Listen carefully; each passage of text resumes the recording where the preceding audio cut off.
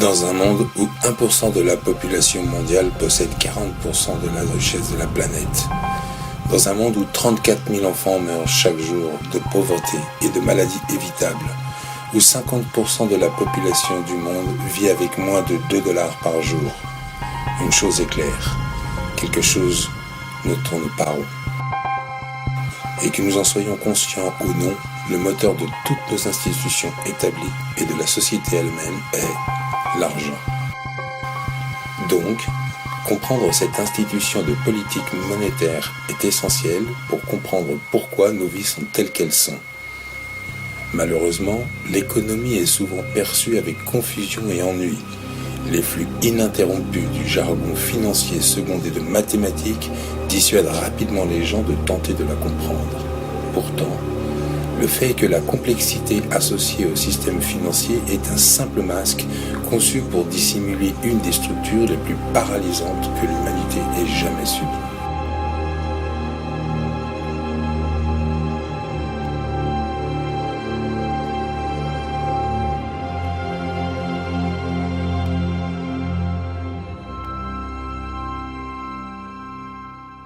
Il y a quelques années, la Banque centrale des États-Unis, la Réserve fédérale, a produit un document intitulé Modern Money Mechanics.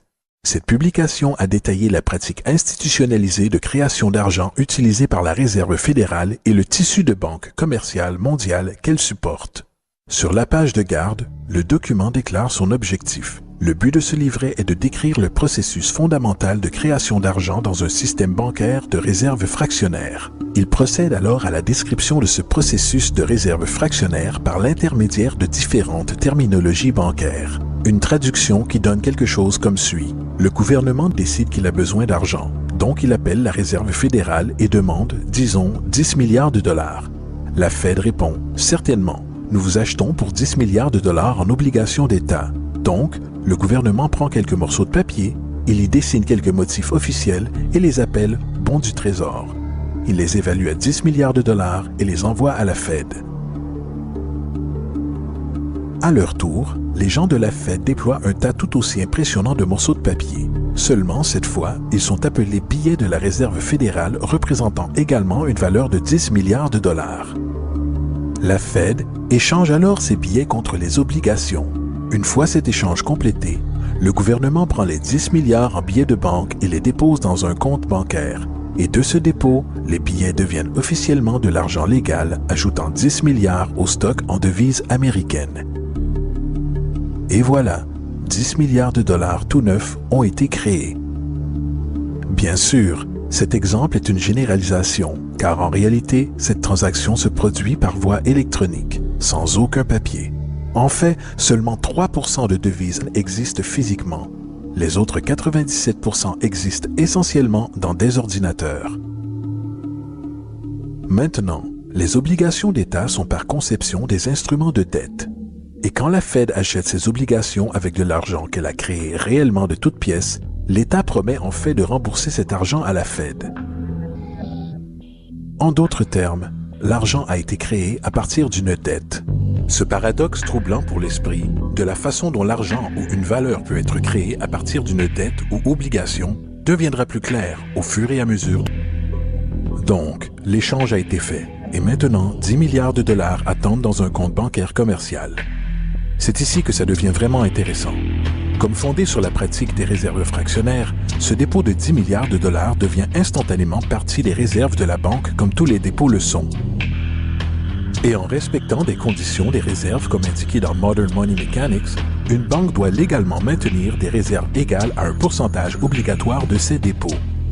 Ce qu'il quantifie ensuite en déclarant, en vertu de la réglementation en vigueur, la réserve exigée pour la plupart des comptes transactionnels est de 10%.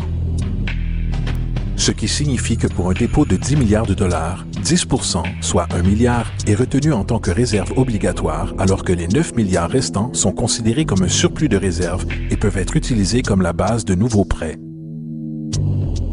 Maintenant, il est logique de présumer que ces 9 milliards sont générés à partir du dépôt de 10 milliards. Toutefois, ce n'est en réalité pas le cas. Ce qui se passe réellement est que les 9 milliards sont tout simplement créés de toutes pièces, en plus du dépôt de 10 milliards existant.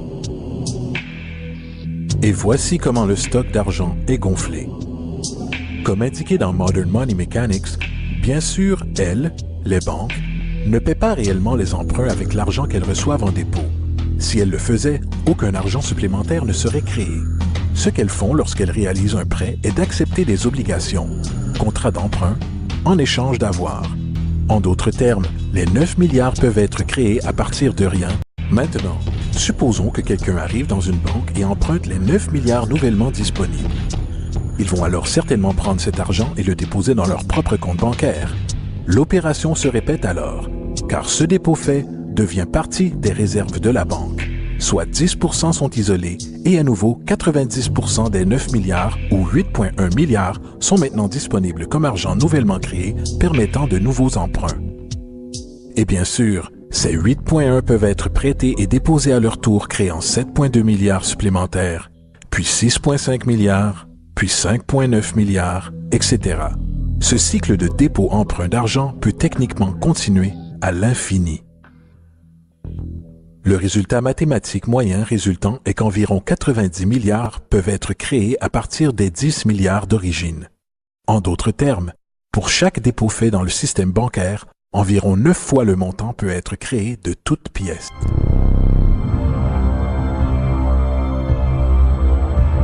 Donc, maintenant que nous comprenons comment l'argent est créé par ce système bancaire de réserve fractionnaire, une question logique, encore illusoire, peut venir à l'esprit.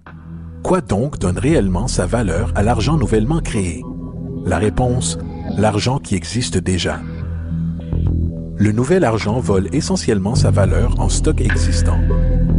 Comme le stock total est accru sans se soucier de la valeur en biens et services, et comme le stock et la demande définissent l'équilibre, les prix augmentent diminuant le pouvoir d'achat de chaque dollar.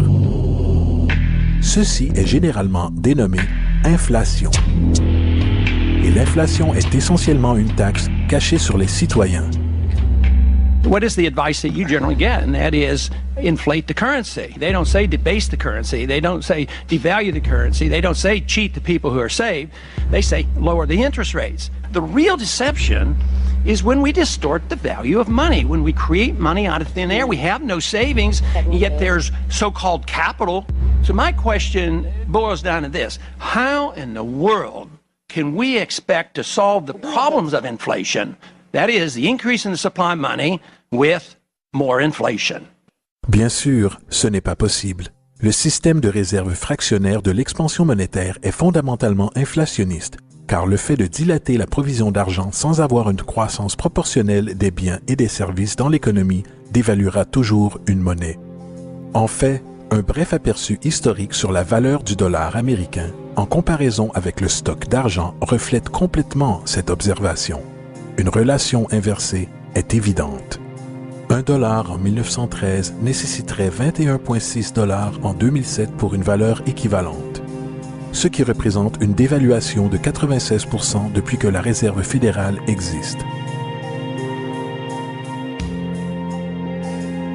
Maintenant, si cette réalité d'inflation inhérente et perpétuelle semble absurde et se mordre la queue économiquement, attendez un instant, car absurdité est un euphémisme comparé au fonctionnement de notre système financier.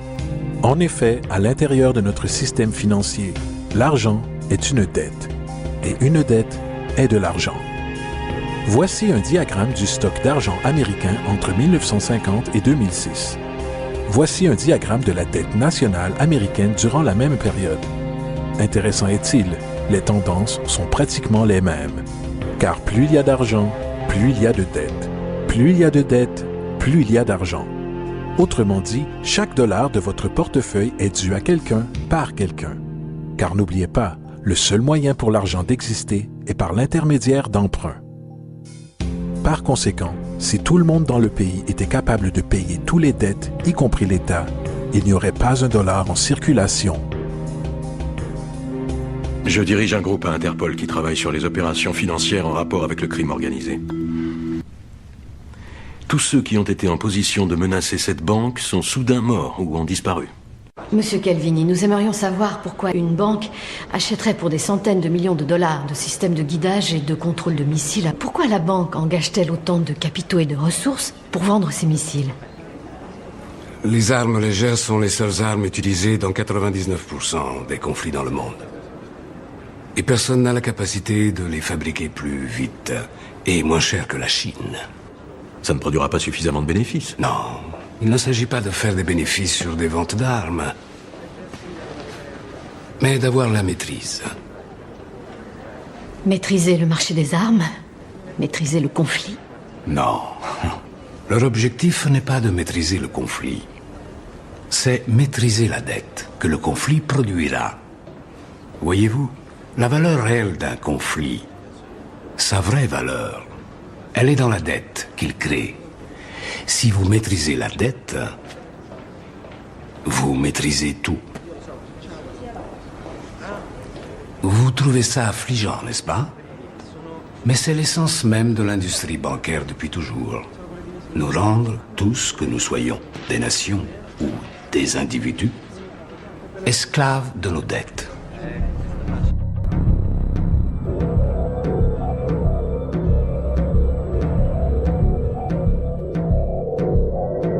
En fait, les banquiers internationaux ont réussi à installer une banque centrale en 1913, la Réserve fédérale. Et aussi longtemps que cette institution existe, une dette perpétuelle est garantie. Maintenant, jusqu'ici, nous avons discuté du fait que l'argent est créé de toutes pièces au travers de prêts. Ces prêts sur des réserves bancaires et ces réserves sont dérivées de dépôts. Et au travers de ce système de réserve fractionnaire, chaque dépôt peut créer 9 fois sa valeur d'origine, après quoi la dévaluation du stock d'argent existant hausse les prix dans la société. Et comme cet argent est créé au travers de dettes et circule aléatoirement dans le commerce, les gens deviennent détachés de leur dette d'origine et un déséquilibre existe lorsque les gens sont forcés à rivaliser pour du travail afin d'extraire suffisamment d'argent du stock monétaire pour subvenir à leurs besoins. Aussi dysfonctionnel et arriéré que tout ceci peut paraître, il y a encore une chose qui a été omise de cette équation. Et c'est cet élément de la structure qui révèle toute la frauduleuse nature du système lui-même. L'application d'intérêt. Quand l'État emprunte de l'argent à la Fed ou qu'une personne emprunte de l'argent à une banque, il doit presque toujours rembourser avec des intérêts bruts. En d'autres termes, presque chaque dollar qui existe doit au final retourner dans une banque avec les intérêts payés également. Mais si tout l'argent est emprunté à la banque centrale et est gonflé par les banques commerciales au travers de prêts, seulement ce qui est dénommé comme le principal est créé depuis le stock d'argent. Alors maintenant, où est l'argent permettant de couvrir tous les intérêts dus? Nulle part. Il n'existe pas. Les ramifications de cette disposition sont renversantes, car le montant d'argent dû aux banques excédera toujours le montant d'argent disponible en circulation. C'est pourquoi l'inflation est constante dans l'économie, car de l'argent frais est toujours nécessaire pour aider à couvrir le déficit perpétuel intégré au système causé par le besoin de payer les intérêts. Ce qui signifie aussi que mathématiquement, les défaillances et la banqueroute sont littéralement incorporées au système et qu'il y aura toujours des laissés pour compte de la société qui n'auront que des miettes. La justice C'est impossible. Pourquoi? Parce que votre idée de la justice est une illusion. Vous ne comprenez pas que le système même que vous servez et protégez ne permettra jamais que quoi que ce soit arrive à la banque. C'est le contraire. Le système garantit la sécurité. Parce que tout le monde est impliqué. Qu'est-ce que vous voulez dire par tout le monde? Le Hezbollah, la CIA, le cartel de la drogue colombien, la mafia russe, le gouvernement de l'Iran, d'Allemagne, de Chine, votre gouvernement, chaque société multinationale, tout le monde, ils ont tous besoin de banques pour qu'ils puissent fonctionner dans les zones grises et les zones noires. Et c'est pourquoi vous et moi allons être discrètement éliminés avant que toute procédure contre la banque arrive jamais devant un tribunal. Il y aura toujours des laissés pour compte de la société qui n'auront que des miettes. Ils transfèrent invariablement les véritables biens de l'individu vers les banques, car si vous n'êtes pas en mesure de payer votre hypothèque, ils prendront votre propriété. C'est particulièrement rageant quand vous réalisez que non seulement ce défaut est inévitable dû aux pratiques de réserve fractionnaire, mais aussi par le fait que l'argent que la banque vous a prêté n'existe pas légalement en premier lieu. Vous rappelez-vous de ce que Modern Money Mechanics déclare à propos des prêts? Ce qu'ils font, lorsqu'ils accordent un prêt, est d'accepter des obligations en échange de fonds. Les réserves sont inchangées par la transaction d'un prêt, mais déposer des fonds constitue un ajout au total des dépôts du système bancaire. En d'autres termes, l'argent ne provient pas de leur actif existant.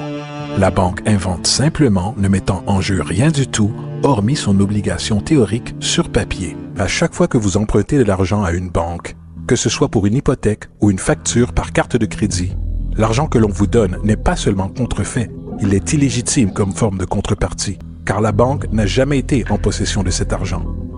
Ce qui nous amène à l'ultime question. Pourquoi? Un document interne circula entre différents intérêts banquiers anglais et américains, déclarant « L'esclavage n'est autre que la possession du travail et porte avec lui le soin des travailleurs ».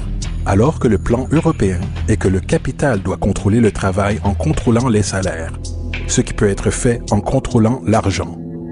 La politique de réserve fractionnaire perpétrée par la Réserve fédérale qui s'est répandue en pratique dans la grande majorité des banques dans le monde est en réalité un système d'esclavage moderne.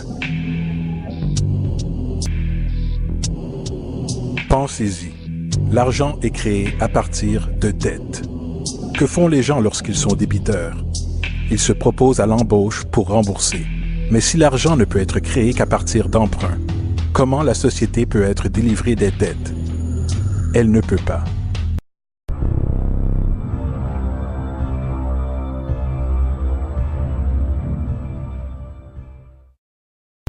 Et c'est l'objectif. Et c'est la peur de perdre ses avoirs, secondée par la lutte pour garder le dessus, avec une dette perpétuelle et l'inflation inhérente au système, aggravée d'une pénurie incontournable dans la provision d'argent même, créée par des intérêts qui ne pourront jamais être remboursés, qui gardent l'esclave salarié dans ce chemin. Courant sur une roue de hamster, avec des millions d'autres, en effet propulsant un empire qui ne bénéficie réellement qu'à une élite au sommet de la pyramide. Car, à la fin de la journée, pour qui travaillez-vous réellement? Les banques. L'argent est créé dans une banque et inévitablement finit dans une banque. Ce sont les véritables maîtres, accompagnés des corporations et des gouvernements qu'ils supportent. L'esclavage physique oblige à nourrir et loger les gens. L'esclavage économique oblige les gens à se nourrir et se loger eux-mêmes. C'est l'une des arnaques les plus ingénieuses de manipulation sociale jamais créée, et à la base, c'est une guerre invisible contre la population. La dette est une arme utilisée pour conquérir et asservir des sociétés, et les intérêts sont ses munitions principales. Et comme la majorité vit ignorante de cette réalité, les banques, en association avec les gouvernements et les corporations, continuent à perfectionner et étendre leurs tactiques de guerre économique, générant de nouvelles bases, telles que la Banque mondiale et le Fonds monétaire international, tout en inventant un nouveau type de soldat, la naissance de l'assassin économique. Taxer les banques pour aider les pauvres, mais je ne crois pas que ça fonctionnera. C'est très compliqué et ça serait un coup dur pour tout le secteur bancaire. Qui s'est vu attribuer des milliards d'euros provenant des contribuables pour le faire perdurer. Oui, c'est vrai, vous avez raison. Et qui continue toujours à se verser des milliards d'euros de bonus. En effet. Et donc cette taxe pourrait être prélevée sur les opérations boursières des marchés financiers. Options et obligations, produits dérivés, achats de devises, etc. C'est exact. Oui, c'est à peu près ça. C'est extrêmement complexe. Donc, les acteurs des marchés financiers donneraient combien pour chacune de leurs transactions 25%? Non. Non, pas autant. 10%? Non. 5%? Non plus. Pas 5. Plus ou moins? Légèrement moins. 1%? Pas tout à fait. 0,5%? Non. 1 pour 1000? Non. La moitié, ce qui ferait 0,05% de chaque transaction. Oui, c'est à peu près ça. Il arriverait parfois que ce soit encore moins. Aux yeux du monde, ce n'est qu'une infime partie. Je l'accorde. Oui, vous avez raison. Et combien est-ce que ça générerait d'argent pour aider les plus pauvres? Une quantité non négligeable. 1 million d'euros par an? Non, plus que ça. 100 millions d'euros? Plus. 500 millions? Bien... 1 milliard par an? Non, c'est légèrement plus que ça, il paraît. 10 milliards? Plus. 50 milliards? Oui, ça semble correct. En fait, il semblerait que ce soit plus de 100 milliards d'euros. Ce serait en réalité plus du double. Oui, c'est possible. Parfait. Alors que je comprenne bien, une petite taxe sur les transactions financières pourrait générer chaque année des milliards pour sauver la vie des gens les plus démunis, financer la lutte contre les changements climatiques, ou les services de base, comme la santé ou l'éducation, dans le monde entier.